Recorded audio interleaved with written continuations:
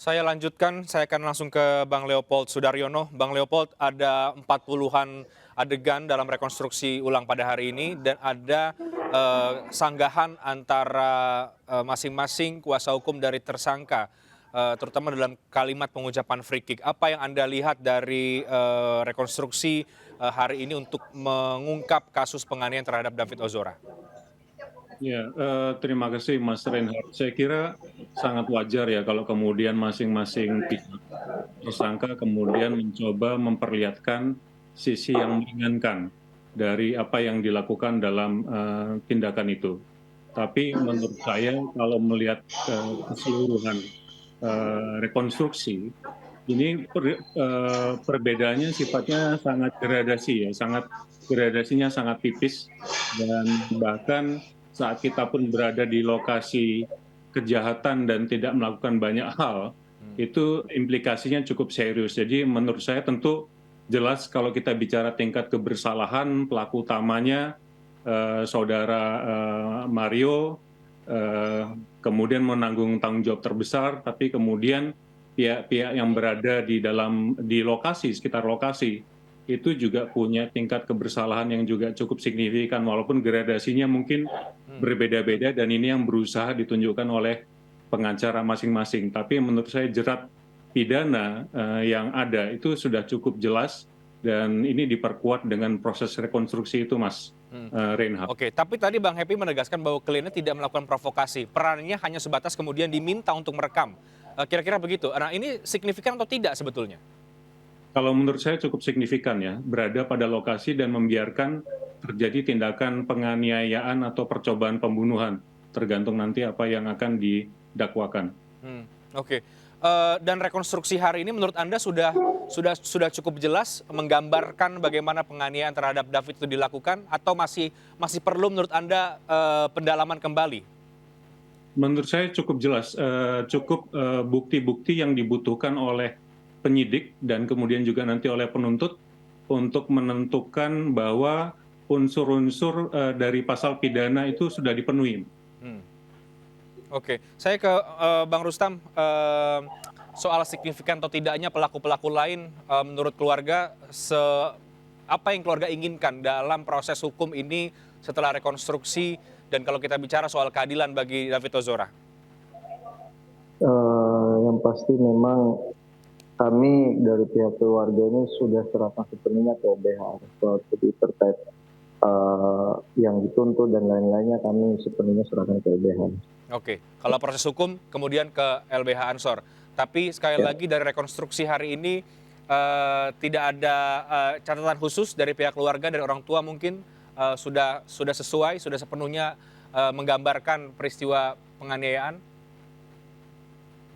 Karena kita nggak tahu detailnya seperti apa, jadi ya kami tetap mengikuti aja proses rekonstruksi ini. Oke, saya kembali ke Bang Leopold. Tentu rekonstruksi ini juga untuk membuka, mencocokkan alat bukti dengan keterangan saksi, kemudian juga untuk mencari motif, mengungkap motifnya apa. Setelah rekonstruksi ini, apakah juga kemudian motif itu juga menurut Anda sudah bisa kita ketahui ya, sudah bisa kita lihat? Saya kira tidak ada indikasi-indikasi, kita tidak bisa bilang bukti ya sebelum melihat nanti di persidangan, indikasi-indikasi bahwa terjadi konflik atau pertentangan mengenai motif ya. Jadi dari awal itu sudah cukup jelas, ini persoalan kehormatan mungkin bagi Mario, dan juga tadi saya jelaskan di segmen lebih siang tadi, menurut saya ada 3 faktor yang menyebabkan kenapa kejadian ini terjadi ya. Yang pertama itu adalah persoalan, ini ciri khas kalau menurut Cohen ya, di dalam kriminologi, ciri khas pada anak-anak atau pemuda ya sampai batas usia 21 tahun yang kemudian memang memiliki persoalan di keluarga ataupun di sekolah ya.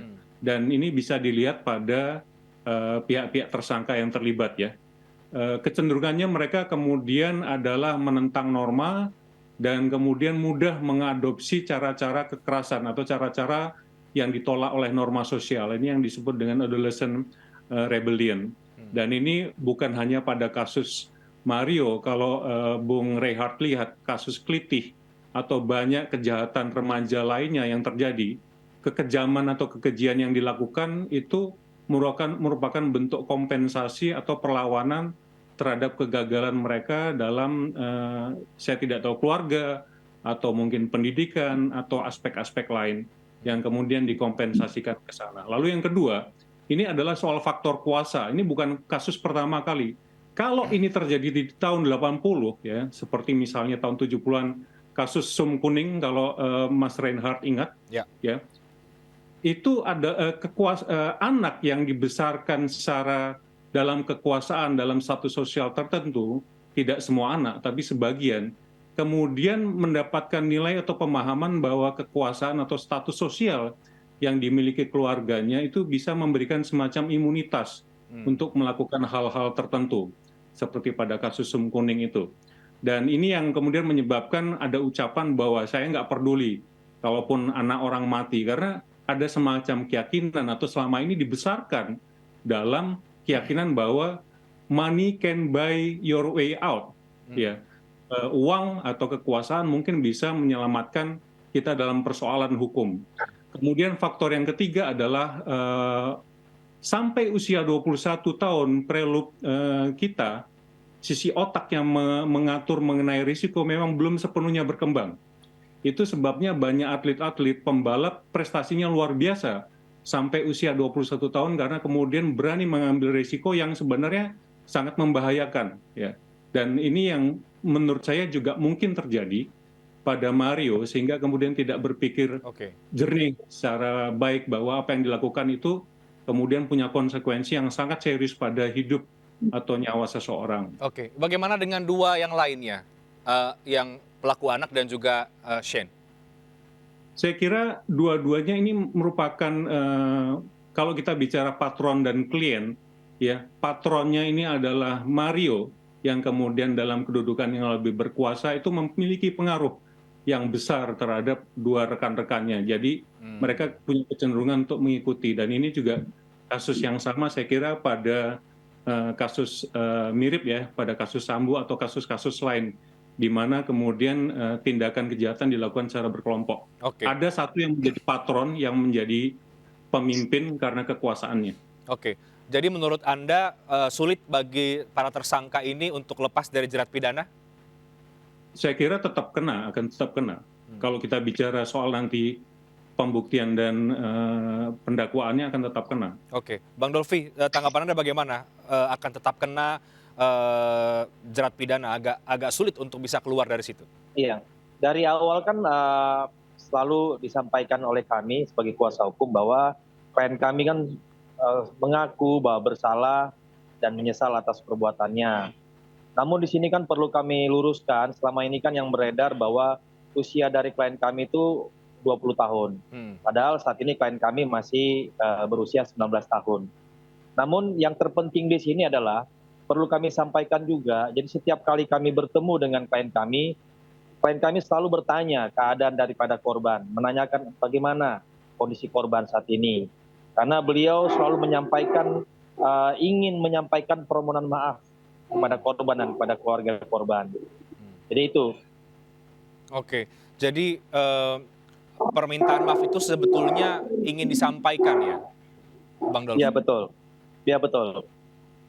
Oke, dan itu juga kemudian sempat diupayakan oleh Anda dan kuasa hukum kan untuk datang ke rumah sakit? Iya betul. Bahkan tidak hanya ingin menyampaikan permohonan maaf, beliau selalu meminta kepada kami untuk mendoakan. Dan tadi pun waktu sebelum kami berangkat ke tempat rekonstruksi ya, waktu di Polda itu kami berdoa bersama ya untuk kesembuhan daripada korban.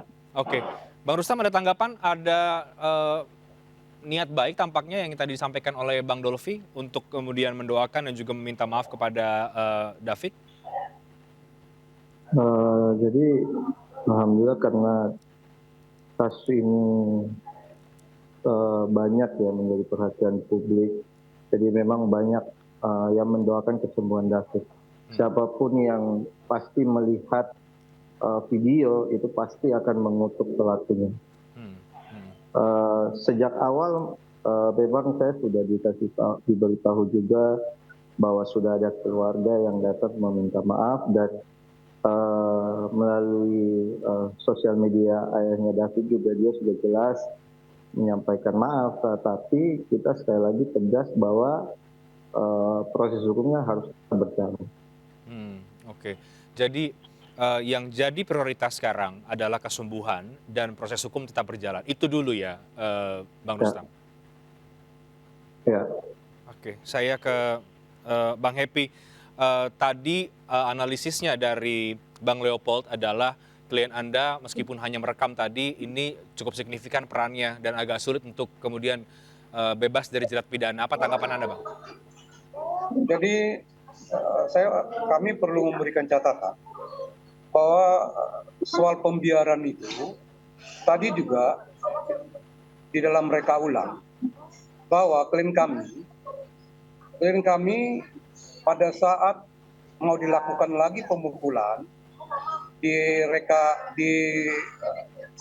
gaya ya, yang reka peran itu yang kedua, klien kami tadi jelas dia langsung menghampiri dan menghalau, melarang, sudah cukup.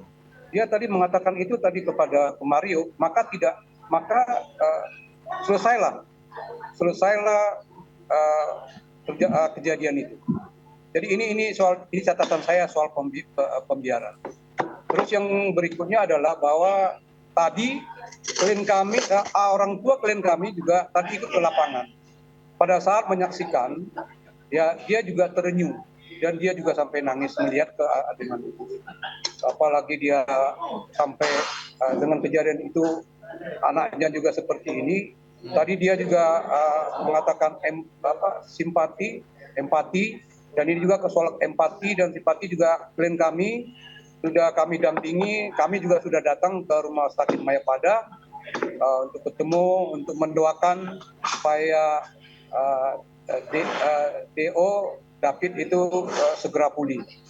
Jadi kan soal tanggung jawab pidana ini adalah bagaimana pertanggungjawaban pidana sesuai dengan perannya masing-masing.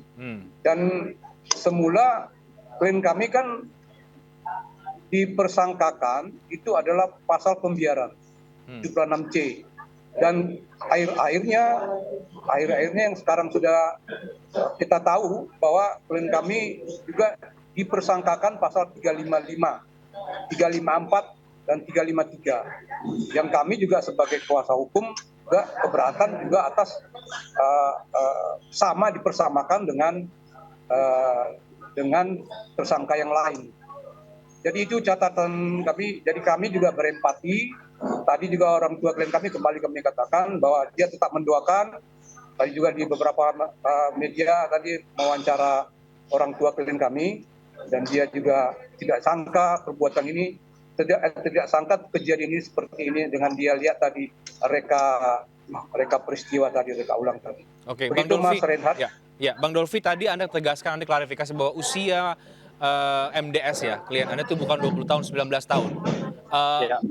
Apa pengaruhnya ini soal perbedaan usia 1 tahun ini?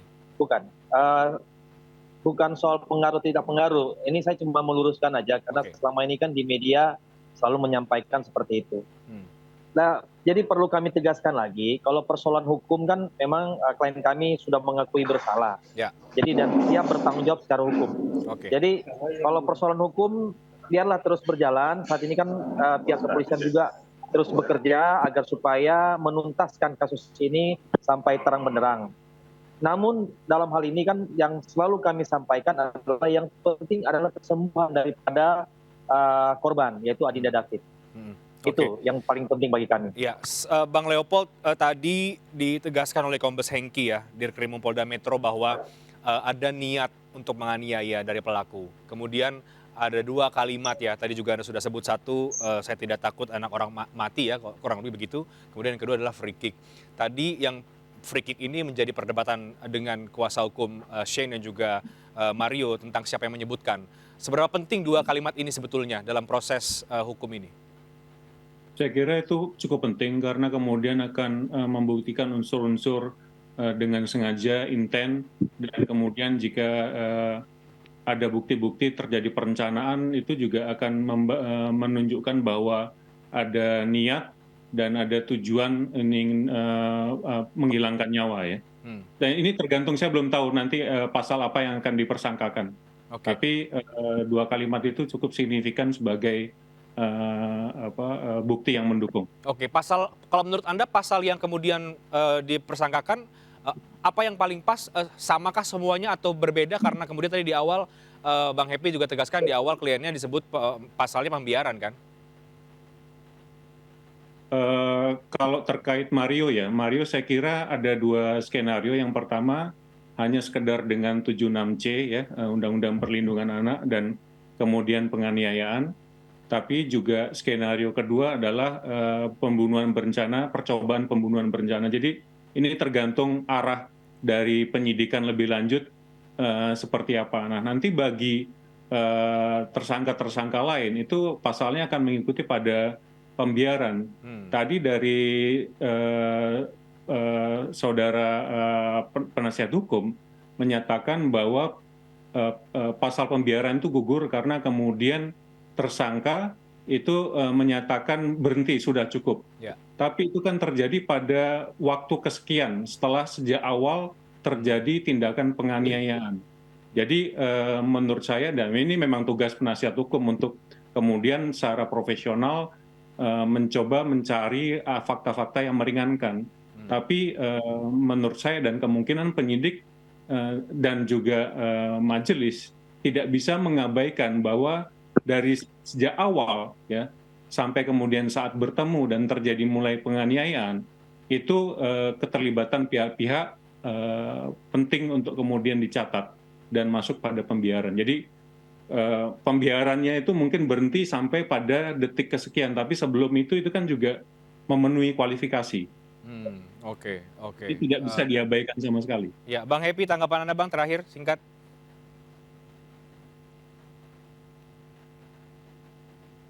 Halo Bang Happy. Sorry. Ya, silakan Bang Happy. Kembali catatan kami sebagai PH dari SEN, bahwa jadi dari awal dia ya faktanya dia sebenarnya juga berada di dalam kekalutan, dalam tekanan mental. Tekanan mental yang diajak dia tiba-tiba, yang semula sebenarnya dia ini maksud saya si Sen ini itu menolak. Dia sedang di rumah leye-leye dia menolak.